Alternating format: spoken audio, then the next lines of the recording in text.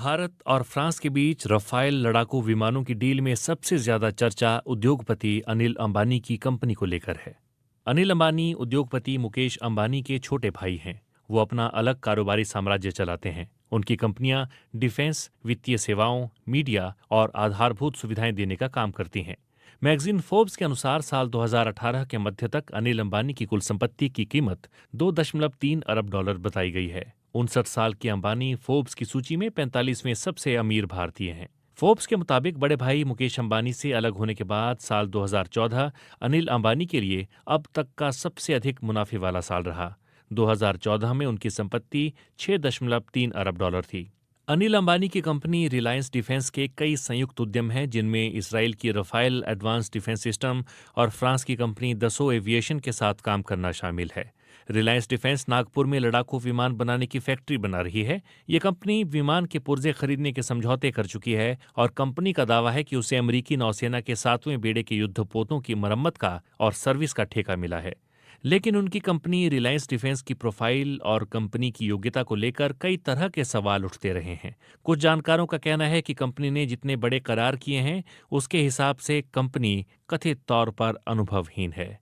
इसी बीच फ्रांस के पूर्व राष्ट्रपति फ्रांसवा ओलांद का चौंकाने वाला बयान आया कि करोड़ों डॉलर के रफाल सौदे में अनिल अंबानी को भारत सरकार ने ऑफसेट पार्टनर के तौर पर फ्रांस पर थोपा था। इस बयान ने रफाल मामले पर चल रही राजनीतिक खींचतान को और बढ़ा दिया। लेकिन इस बीच कई सवाल उठते हैं। मसलन, अंबानी की कंपनियां कैसे काम करती हैं, उन्हें कितना अनुभव है और उनकी उपलब्धियां क्या हैं। इस बात को समझने के लिए पहले जानते हैं कि अनिल धीरूभाई अंबानी ग्रुप की कंपनियां कौन कौन सी हैं। ये हैं Reliance communication, Reliance capital, Reliance infrastructure, Reliance power, Reliance Mumbai metro, Reliance roads, Reliance defence और रिलायंस एंटरटेनमेंट। धीरूभाई हीराचंद अंबानी ने यमन के एक पेट्रोल पंप पर आम कर्मचारी के तौर पर अपने करियर की शुरुआत की थी। बाद में वो भारत लौट आए और उन्होंने मसालों की ट्रेडिंग शुरू की। लेकिन 1970 के दशक में धीरूभाई अंबानी ने रिलायंस इंडस्ट्रीज के नाम से एक कंपनी खड़ी की। इस कंपनी ने विमल नाम का कपड़ों का एक ब्रांड लॉन्च किया जो काफी चर्चित रहा। 6 जुलाई 2002 को धीरूभाई अंबानी का देहांत हुआ और साल 2005 में मां कोकिलाबेन की मौजूदगी में मुकेश अंबानी और अनिल अंबानी के बीच कारोबार का बंटवारा हुआ। साल 2005 में हुए बंटवारे में अनिल से 2 साल बड़े मुकेश अंबानी को पूरा तेल व्यापार, रिलायंस इंडस्ट्रीज लिमिटेड और Indian petrochemical corporation limited company मिली, जबकि अंबानी के हिस्से रिलायंस कम्युनिकेशन समेत 4 कंपनियां आईं।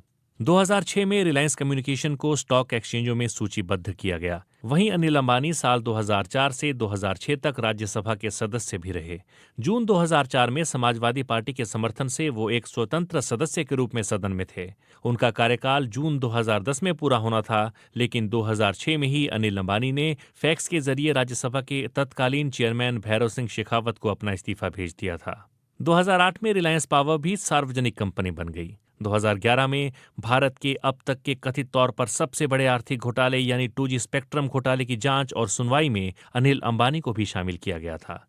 2G स्पेक्ट्रम में कंपनियों को नीलामी के बजाय पहले आओ और पहले पाओ की नीति पर लाइसेंस दिए गए थे, जिसमें उस समय भारत के महालेखाकार और नियंत्रक विनोद राय के अनुसार सरकारी खजाने को लगभग 1,76,000 करोड़ रुपए का नुकसान हुआ था। इसी साल रिलायंस कम्युनिकेशन के शेयर्स में 30% तक की गिरावट दर्ज की गई थी।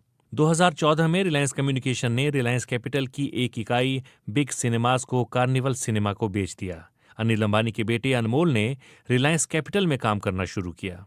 2015-16 में अनिल अंबानी ने गुजरात की Pipavav defence and offshore engineering company में 2082 करोड़ रुपए की हिस्सेदारी खरीद ली। 3 मार्च 2016 को इस कंपनी का नाम बदलकर Reliance defence and engineering limited रखने की घोषणा की गई।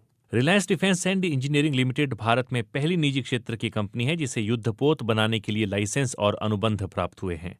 अनिल अंबानी की कंपनी का दावा है कि उसे भारत सरकार से मास्टरशिप रिपेयर करने का सर्टिफिकेट प्राप्त है। 29 मार्च को रिलायंस डिफेंस ने प्रेस रिलीज जारी करके कहा था कि उनकी कंपनी का इसराइल की Rafale advance defence system limited के साथ करीब 65,000 करोड़ रुपए का सामरिक समझौता हुआ है। 3 अक्टूबर को रिलायंस डिफेंस और फ्रांस की दसो एविएशन ने दसो रिलायंस एरोस्पेस नाम से संयुक्त उद्यम की घोषणा की। अनिल अंबानी की इस कंपनी ने दावा किया कि यह संयुक्त उद्योग प्रधानमंत्री के स्किल इंडिया और मेक इन इंडिया कार्यक्रम को बल देगा। साल 2016 में ही रिलायंस कम्युनिकेशन ने ये घोषणा की थी कि वो सिस्टमा श्याम टेलीसर्विस लिमिटेड कंपनी के साथ विलय कर रहे हैं। इसी साल रिलायंस कम्युनिकेशन ने एयरसेल कंपनी के साथ भी अपने विलय की घोषणा की थी, लेकिन दोनों कंपनियां साल 2017 में ही फिर से अलग हो गईं। 2017 में भारत और अमेरिका के बीच एक महत्वपूर्ण समझौते पर हस्ताक्षर हुए। इसके तुरंत बाद अनिल अंबानी की Reliance defence and engineering limited ने ऐलान किया कि उनकी कंपनी को अमेरिकी नौसेना के 7वें बेड़े के युद्धपोतों की मरम्मत और सर्विस का ठेका मिला है। ये ठेका उन्हें भारत सरकार द्वारा दिए गए MSRA सर्टिफिकेट के आधार पर मिला है।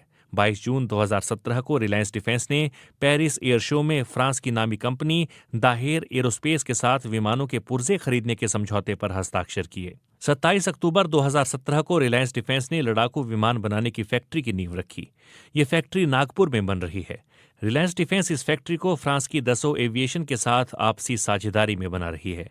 इसी साल के अंत में रिलायंस इंफ्रास्ट्रक्चर ने अपनी बिजली का व्यापार करने वाली इकाई बॉम्बे सबर्बन इलेक्ट्रिक सप्लाई को अडानी ट्रांसमिशन को बेचने का फैसला किया। 2018 में अनिल अंबानी ने हजारों करोड़ के कर्ज में डूबी अपनी कंपनी रिलायंस कम्युनिकेशन की वायरलेस संपत्तियों को बड़े भाई मुकेश अंबानी को बेच दिया। बताया गया कि मुकेश अंबानी की कंपनी रिलायंस जियो ने अनिल अंबानी की कंपनी को अनुमानित 3,000 करोड़ रुपए में खरीदा है। अनिल अंबानी ने कहा कि 40,000 करोड़ रुपए के कर्ज संकट से जूझ रही रिलायंस कम्युनिकेशन अपने दूरसंचार कारोबार से पूरी तरह बाहर निकल जाएगी और भविष्य में रियल एस्टेट और डिफेंस कारोबार पर ध्यान देगी। अनिल अंबानी मुंबई में रहते हैं और फिटनेस के लिए उनकी दीवानगी जग जाहिर है।